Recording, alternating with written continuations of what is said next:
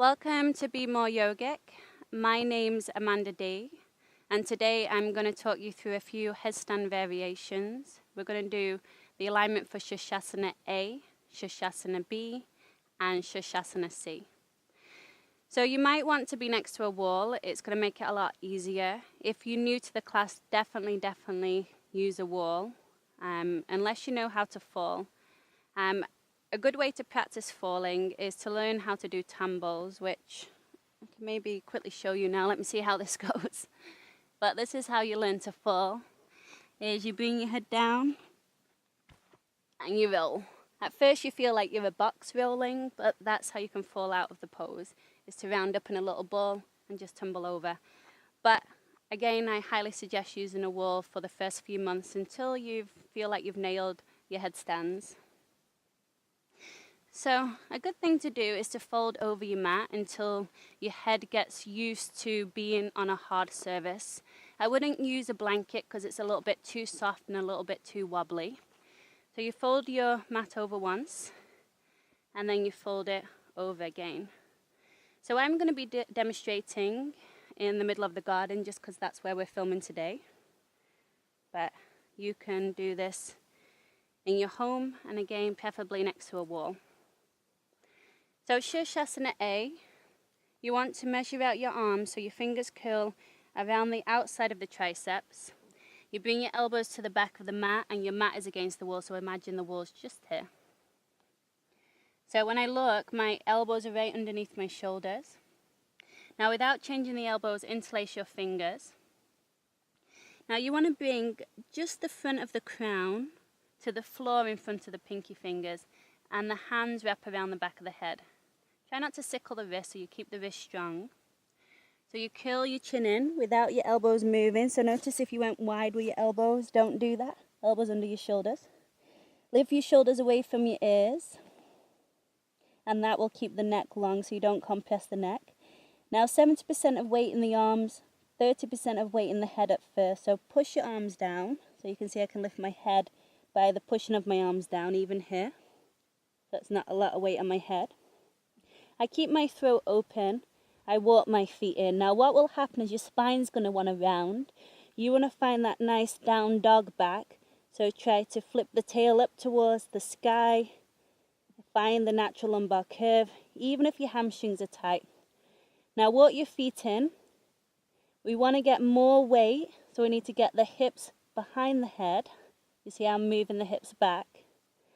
And instead of it being like a big core thing from here, you're just using the balancing tipping point. Push down into your elbows, bring one knee in, and then the other knee. And then slowly unfurl like a flower, legs squeeze together, press the heels up. Draw the lower ribs in and lengthen your tail up. Again, your feet are flexed, your shoulders away from your ears. 70% of weight as your arms push down, 30% of weight in your head. Deep breaths. Stay in there for variations. In Shirshasana A, you can try to learn to pike your legs up. So now you have to arc back even more, you see that? To get more weight behind my head, so my feet lift. You can see that's not me using core, it's just the balancing point. Push your elbows down, lift your legs up. You can also do it one leg at a time, that some people prefer. Reaching that top leg back, lift up high on the left tippy toe, and the other leg will come up.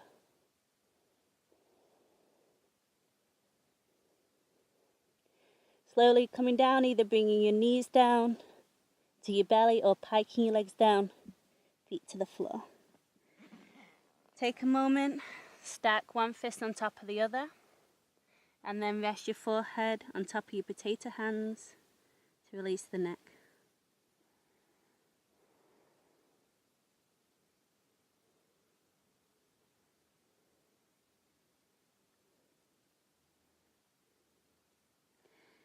So the next pose is Shirshasana B. So this is tripod headstand in English. You want to have your hands no wider than your shoulders. Spreading your fingers wide. Now a lot of the time when people do this, they bring the head in between the hands and you're not creating that perfect tripod. So your head has to be the same distance from your left hand as your head is to your right hand, as your hands are from each other, so it's a perfect symmetrical triangle. So I come forward, I bring the crown of my head to the floor this time, elbows over your wrists, elbows in line with your shoulders, so keep your elbows hugging in, shoulders away from your ears, tuck your toes and just see how that feels. It's a lot more weight on your head, so if at first it seems too much, bring your knees down and just keep playing with the weight. Now from here, you walk your feet in, you keep your throat open, try not to roll to the back of the head, elbows hugging in, shoulders plugging back. Now the one I teach my beginners is to lift your hips high, so you have to kind of back bend your lower back and see if you can climb one knee on the arm and then the other knee on the arm, and then eventually you're trying to move your hips back to hover your knees. So again, you want to be next to a wall behind you. Now for the variations in this, usually we come into class from a wide-legged position and the teacher tells you to lift up into tripod headstand. So in this position, you lift up onto your tippy toes, you try to lift your hips high, press into your hands, and then lift your legs up together. Press through the heels, lengthen your lower back.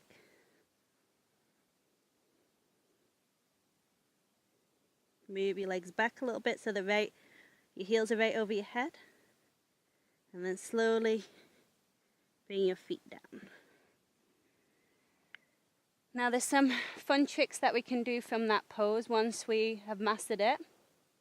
And always going slowly along your path, taking the next pose and the next pose once you've completed the first. Never rushing to a more advanced variation until you get the one before it. So this is Bakasana crow pose into tripod headstand. So you can put like a little bit more padding under the head for this. Now you squeeze your knees in. So you can always follow the Bakasana tutorial that is online. Squeeze your knees in, lift your hips high. You look forward and you lift your feet. Now at the moment, my arms are trying to straighten. I'm trying to round my spine up. Now to come into tripod, just watch this. You see how my knees go out? My elbows bend a lot, and now my face is really close to the floor, and it's just a matter of tucking my chin, and then I'm in that tripod position.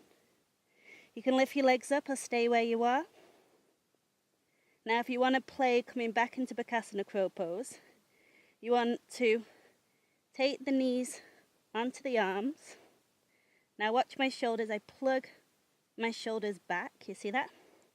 Now take a moment to roll to the forehead first, so you find your balance on your hands, and then once you find your balance, then you play with lifting your head up and finding Bakasana, and then come down.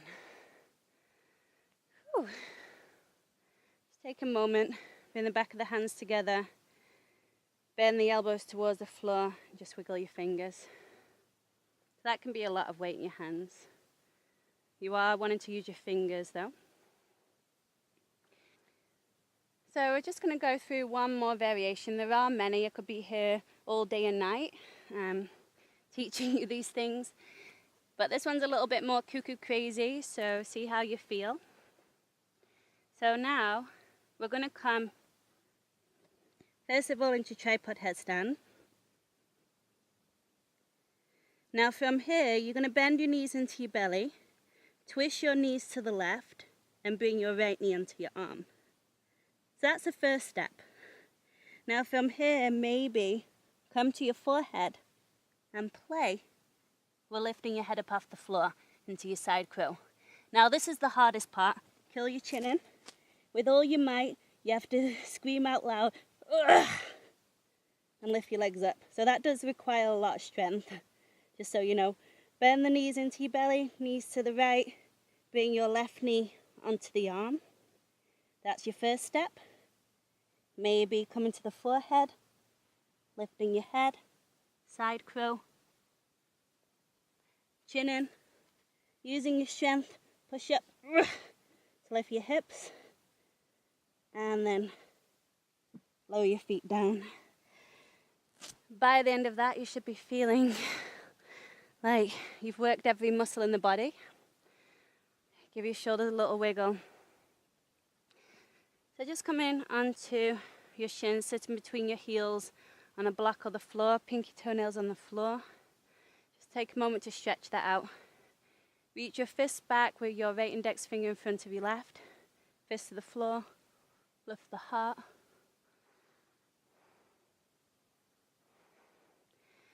Changing direction, changing interlacing of the fingers. Thumbs reach back. Lift the heart.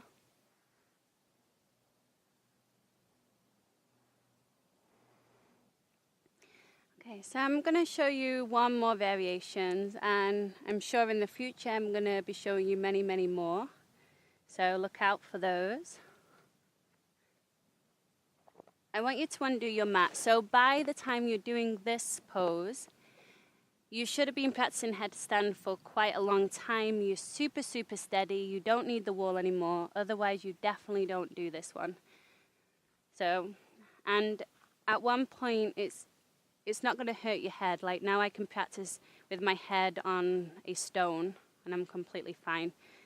Your head just gets used to the pressure and it doesn't hurt anymore. So you're going to start with the legs wide. So the outer edges of your feet are as wide as the outer edges of the mat. Parallel to the side edges of the front and back of the mat. Now this is the place that I usually teach this pose to the advanced students. So it's not really an intermediate practice. It definitely is an advanced practice. I want to grill that into you so you don't try this at home without the right tools. So I want you to bring your head down to the floor so you're on the crown of the head. This is called Shirshasana C. Your arms reach back through your legs. So this is the practice when you are not coming up. It's just you're getting used to maybe you have to walk your feet in, pulling your head down towards the floor. Now with the palms face down or the palms face up, depends which one feels better to you. Hands wider than your shoulders. I like to use the back of my hands. Now from there, you lift up onto your tippy toes and you see if you can hover your feet. So you stay here. This requires a lot of core strength, a lot of strength in the neck. Push the head down.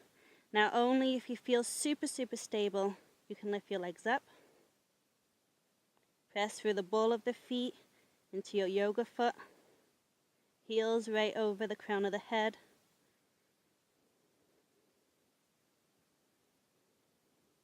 Breathe in, never holding the breath. And slowly open the legs wide. Squeeze the legs into your belly. Squeeze, squeeze, squeeze. Heels come down before the balls of the feet.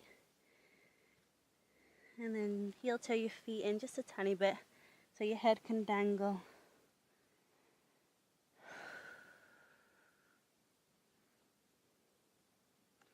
So you can follow up with a shoulder stand, which will help to release that. Otherwise, we're just going to come into a bridge pose. Come onto your backs. Press your feet into the floor, lift your hips, interlace your fingers, get the shoulder blades underneath you. Push with your feet, try and get your chest close to your chin. Open the throat. Okay, we'll do this one just for fun. So if you can do this, lift up onto your tippy toes, try and get your palms underneath your lower back so your elbows are tightly in. And now from here, we lift one leg up and then we lift the other leg. So you support your shoulder stand on your hands. Have your heels over your hips. Then maybe bring your feet over your head, interlace your fingers, get the shoulder blades even further underneath you. Use blankets if you need. If you have any neck issues, you definitely don't do this pose. The weight's between your shoulders and your elbows, not in your head. Throat is open. Keep moving your hips forward and your feet back. So you're crawling your hands towards your shoulder blades. Otherwise, you just stay in bridge pose or that supported shoulder stand where you can put a block under your hips.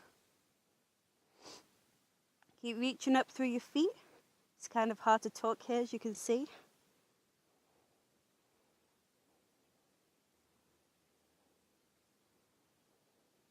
Either lower the legs behind you or turn your thumbs to point towards your spine. Your fingers turn out. You see how my fingers go around the side, my thumbs turn in. Now from there, bring one knee towards your nose. Start to reach the other foot back.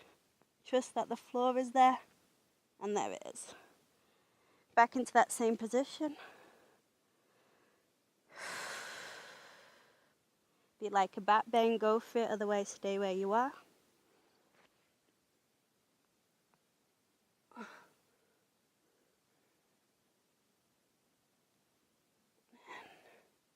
Lower yourself down.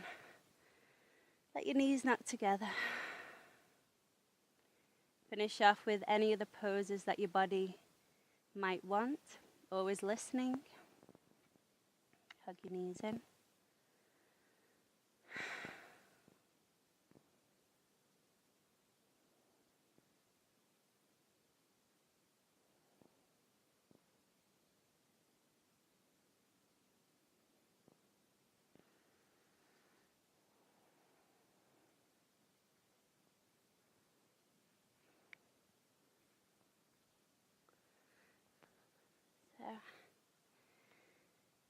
Thank you for joining me on Be More Yogic. My name's Amanda D. I'll hope to see you soon.